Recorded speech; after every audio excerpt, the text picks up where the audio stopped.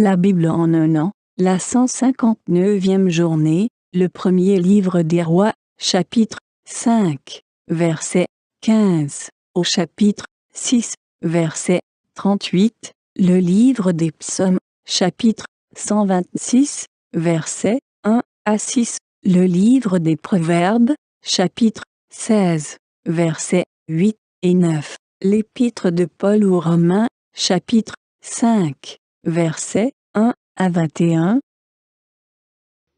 1 Roi, chapitre 5. Salomon avait encore 70 000 hommes qui portaient les fardeaux et 80 000 qui taillaient les pierres dans la montagne, sans compter les chefs, au nombre de 3 300, préposés par Salomon sur les travaux et chargés de surveiller les ouvriers. Le roi ordonna d'extraire de grandes et magnifiques pierres de taille pour les fondements de la maison. Les ouvriers de Salomon, ceux de Hiram et les Ghibliens, les taillèrent, et ils préparèrent les bois et les pierres pour bâtir la maison. 1 Roi, chapitre 6. Ce fut la 480e année après la sortie des enfants d'Israël du pays d'Égypte que Salomon bâtit la maison à l'Éternel, la 4e année de son règne sur Israël, au mois de Dziv, qui est le second mois. La maison que le roi Salomon bâtit à l'Éternel avait 60 coudées de longueur, 20 de largeur et 30 de hauteur. Le portique devant le temple de la maison avait 20 coudées de longueur répondant à la largeur de la maison et 10 coudées de profondeur sur la face de la maison. Le roi fit à la maison des fenêtres solidement grillées. Il bâtit contre le mur de la maison des étages circulaires qui entouraient les murs de la maison, le temple et le sanctuaire. Et il fit des chambres latérales tout autour. L'étage inférieur était large de 5 coudées, celui du milieu de 6 coudées, et le troisième de 7 coudées. Car il ménagea des retraites à la maison tout autour en dehors, afin que la charpente n'entrât pas dans les murs de la maison. Lorsqu'on bâtit la maison, on se servit de pierres toutes taillées, et ni marteau, ni hache, ni aucun instrument de fer ne furent entendus dans la maison pendant qu'on la construisait. L'entrée des chambres de l'étage inférieur était au côté droit de la maison. On montait à l'étage du milieu par un escalier tournant et de l'étage du milieu au troisième. Après avoir achevé de bâtir la maison, Salomon la couvrit de planches et de poutres de cèdre. Il donna 5 coudées de hauteur à chacun des étages qui entouraient toute la maison, et il les lia à la maison par des bois de cèdre. L'Éternel adressa la parole à Salomon, et lui dit : Tu bâtis cette maison. Si tu marches selon mes lois, si tu pratiques mes ordonnances, si tu observes et suis tous mes commandements, j'accomplirai à ton égard la promesse que j'ai faite à David, ton père. J'habiterai au milieu des enfants d'Israël, et je n'abandonnerai point mon peuple d'Israël.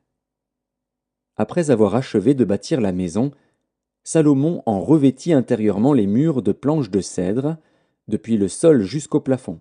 Il revêtit ainsi de bois à l'intérieur, et il couvrit le sol de la maison de planches de cyprès. Il revêtit de planches de cèdre les 20 coudées du fond de la maison, depuis le sol jusqu'au haut des murs, et il réserva cet espace pour en faire le sanctuaire, le lieu très saint. Les 4 coudées sur le devant formaient la maison, c'est-à-dire le temple.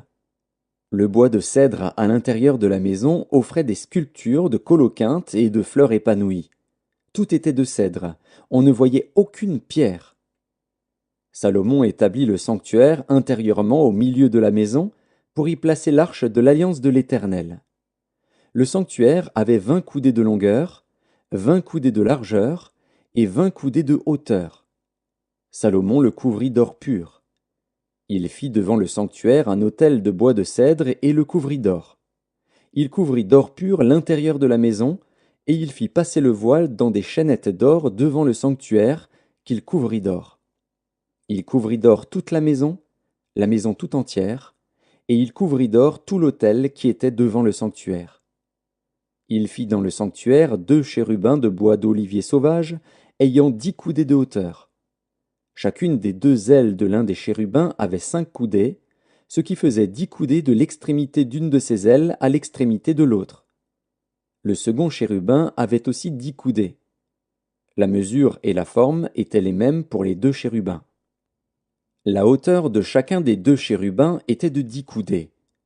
Salomon plaça les chérubins au milieu de la maison, dans l'intérieur. Leurs ailes étaient déployées.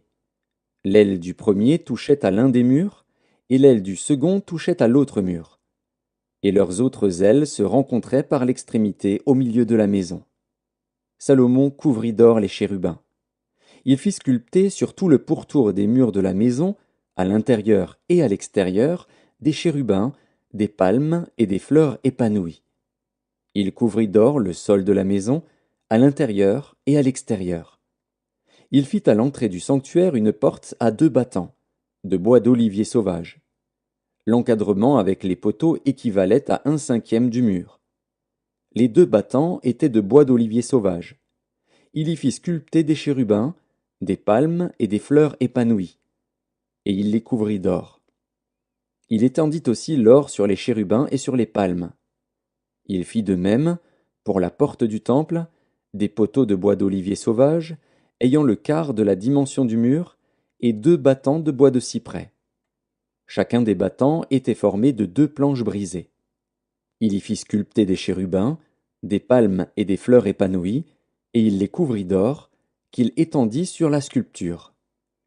Il bâtit le parvis intérieur de 3 rangées de pierres de taille et d'1 rangée de poutres de cèdre.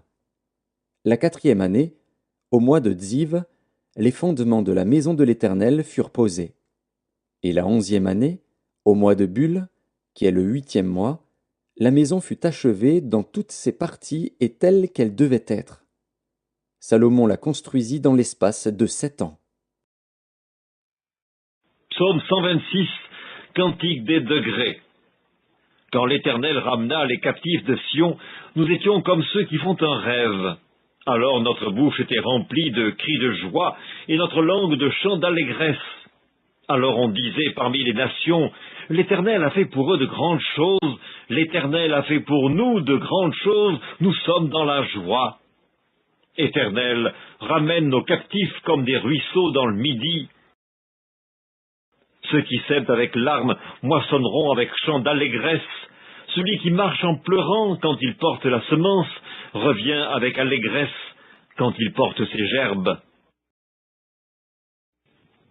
Livre des Proverbes, chapitre 16. Mieux vaut peu avec la justice que de grands revenus avec l'injustice. Le cœur de l'homme médite sa voie, mais c'est l'Éternel qui dirige ses pas. L'épître de Paul aux Romains, chapitre 5. Étant donc justifiés par la foi, nous avons la paix avec Dieu par notre Seigneur Jésus-Christ, à qui nous devons d'avoir eu par la foi accès à cette grâce, dans laquelle nous demeurons fermes, et nous nous glorifions dans l'espérance de la gloire de Dieu. Bien plus, nous nous glorifions même des afflictions, sachant que l'affliction produit la persévérance la victoire dans l'épreuve, et cette victoire l'espérance. Or l'espérance ne trompe point, parce que l'amour de Dieu est répandu dans nos cœurs par le Saint-Esprit qui nous a été donné. Car lorsque nous étions encore sans force, Christ au temps marqué est mort pour des impies. À peine mourrait-on pour un juste, quelqu'un peut-être mourrait pour un homme de bien, mais Dieu prouve son amour envers nous en ce que, lorsque nous étions encore des pécheurs, Christ est mort pour nous. À plus forte raison donc, maintenant que nous sommes justifiés par son sang, serons-nous sauvés par lui de la colère. Car si, lorsque nous étions ennemis, nous avons été réconciliés avec Dieu par la mort de son Fils, à plus forte raison, étant réconciliés, serons-nous sauvés par sa vie. Et non seulement cela, mais encore nous nous glorifions en Dieu par notre Seigneur Jésus-Christ, par qui maintenant nous avons obtenu la réconciliation. C'est pourquoi par un seul homme le péché est entré dans le monde, et par le péché la mort, et qu'ainsi la mort s'est étendue sur tous les hommes parce que tous ont péché. Car jusqu'à la loi, le péché était dans le monde. Or le péché n'est pas imputé quand il n'y a point de loi. Cependant la mort a régné depuis Adam jusqu'à Moïse, même sur ceux qui n'avaient pas péché, par une transgression semblable à celle d'Adam, lequel est la figure de celui qui devait venir. Mais il n'en est pas du don gratuit comme de l'offense. Car si par l'offense d'un seul, il en est beaucoup qui sont morts, à plus forte raison la grâce de Dieu et le don de la grâce, venant d'un seul homme, Jésus-Christ, ont-ils été abondamment répandus sur beaucoup. Et il n'en est pas du don comme de ce qui est arrivé par un seul qui a péché, car c'est après une seule offense que le jugement est devenu condamnation, tandis que le don gratuit devient justification après plusieurs offenses. Si par l'offense d'un seul la mort a régné par lui seul, à plus forte raison ceux qui reçoivent l'abondance de la grâce et du don de la justice régneront-ils dans la vie par Jésus-Christ lui seul. Ainsi donc, comme par une seule offense la condamnation a atteint tous les hommes, de même par un seul acte de justice, la justification qui donne la vie s'étend à tous les hommes. Car, comme par la désobéissance d'un seul homme beaucoup ont été rendus pécheurs, de même par l'obéissance d'un seul beaucoup seront rendus justes. Or la loi est intervenue pour que l'offense abondât, mais là où le péché a abondé, la grâce a surabondé, afin que, comme le péché a régné par la mort, ainsi la grâce régna par la justice pour la vie éternelle, par Jésus-Christ notre Seigneur.